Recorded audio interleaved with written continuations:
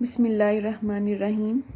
आज हम बनाने जा रहे हैं देसी घी और इसे हम सिंपली बटर से रेडी करेंगे। और होममेड बटर कैसे रेडी किया जाता है डायरेक्ट बालाई से, इसकी रेसिपी मैं आपसे शेयर कर चुकी हूँ। आज हम उसी बटर से देसी घी बनाना सीखेंगे और इसे इस अंदाज़ में बनाएंगे कि अगर आप इसे सालों भी इस्तेमाल करें तो ना ही इसका कलर चेंज होगा और ना ही इसकी खुशबू में कोई कमी होगी। तो चलें अपनी रेसिपी स्टार्ट करते हैं।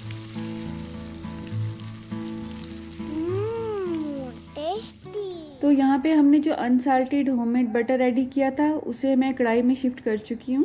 चूल्हे की आंच को हम पहले स्टार्ट में मीडियम ही रखेंगे क्योंकि अभी हमें इसे जस्ट मेल्ट करना है, ठीक है।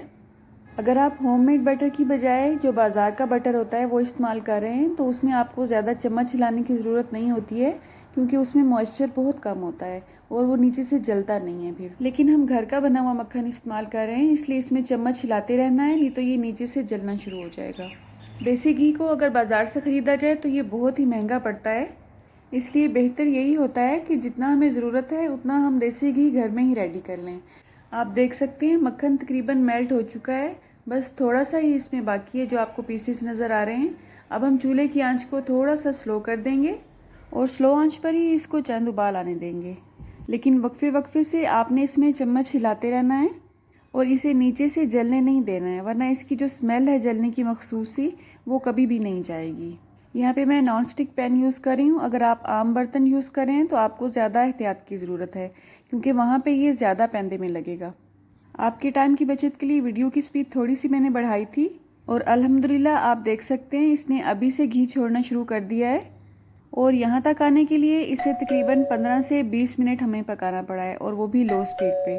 असल में घी के ऊपर और नीचे जो आपको मवाद नज़र आ रहा है इसे हम मज़ीद पकाएंगे और इसका कलर थोड़ा सा ब्राउन करेंगे।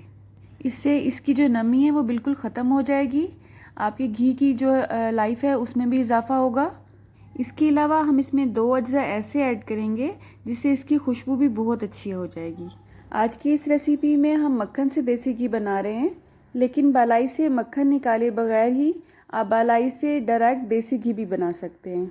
आजकल में वो भी इंशाल्लाह आपको मैं रेसिपी बताऊंगी।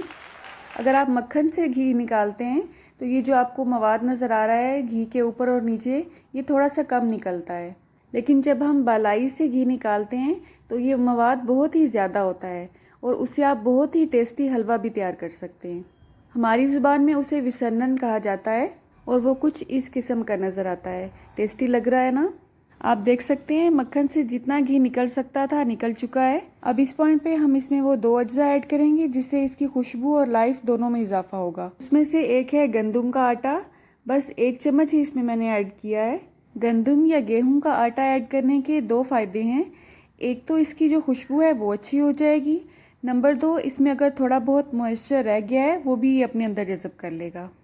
अब हमने इस आटे को कच्चा नहीं रहने देना है, इसको हम हल्का सा कलर आने तक पकाएंगे। बस 1 से 2 मिनट ही हल्की आंच पे ये अपना कलर चेंज कर लेगा।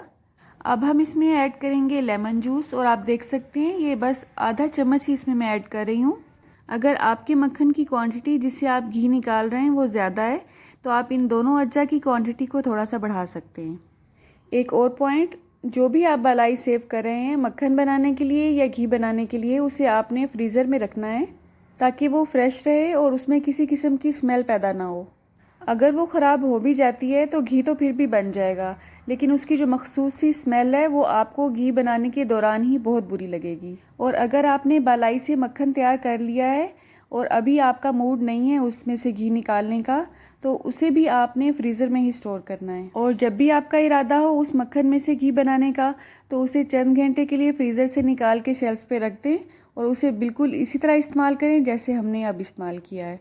ये जो आपको इस वक्त बबल्स नज़र आ रहे हैं ये चूल्हा बंद करते ही फ़ौरन ख़त्म हो जाएंगे।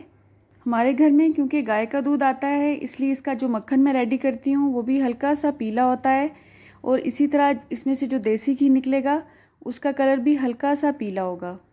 गाय का दूध भैंस के दूध से थोड़ा सा पतला होता है, लेकिन हेल्दी गाय का दूध ही होता है। गाय के दूध में एक तो एनर्जी ज़्यादा होती है और ये आपको एक्टिव भी रखता है। बस जैसे ही अब हम चूल्हे की आंच को बंद करेंगे इसकी जो हल्की सी आपको ऊपर झाग नज़र आ रही है ये भी खुद ही बैठ जाएगी। उसके बाद इसे थोड़ा सा नॉर्मल टेम्परेचर पे हम आने देंगे और इसे आपने अच्छी तरह से छान लेना है, चाहे तो मलमल के कपड़े से छान लें या किसी भी इस तरह की छलनी से इसे छान लें, लेकिन ये दोनों चीज़ें मुकम्मल तौर पे खुश्क होनी चाहिए, छलनी भी और बाउल भी। और इसे आप जिस बर्तन में भी स्टोर करें वो भी मुकम्मल तौर पे खुश्क होना चाहिए, पानी का कोई एक कतरा भी आपने उसमें नहीं रहने देना है, ठीक है।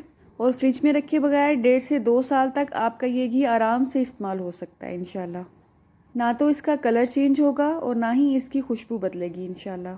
आप देख सकते हैं कितना ही क्लियर घी रेडी हुआ है अल्हम्दुलिल्लाह, और उसमें से ये मवाद बचा है। इसमें आप मज़ीद आटा, सूजी या बेसन ऐड करके हलवा बना सकते हैं। चीनी या देसी शक्कर इसमें ऐड करें, बहुत ही टेस्टी लगता है ये। अल्लाह आप सबका दस्तरखान सजाए रखे और हम सबको सेहत और ईमान का रिज़्क अता फरमाए। मेरी नेक्स्ट वीडियो तक अल्लाह हाफिज़। रुके सुने, जाने से पहले वीडियो को लाइक कर दें, शेयर तो आप कर ही देंगे, और सब्सक्राइब करने के बाद बेल का आइकन भी ज़रूर प्रेस करें। जज़ाकल्लाह।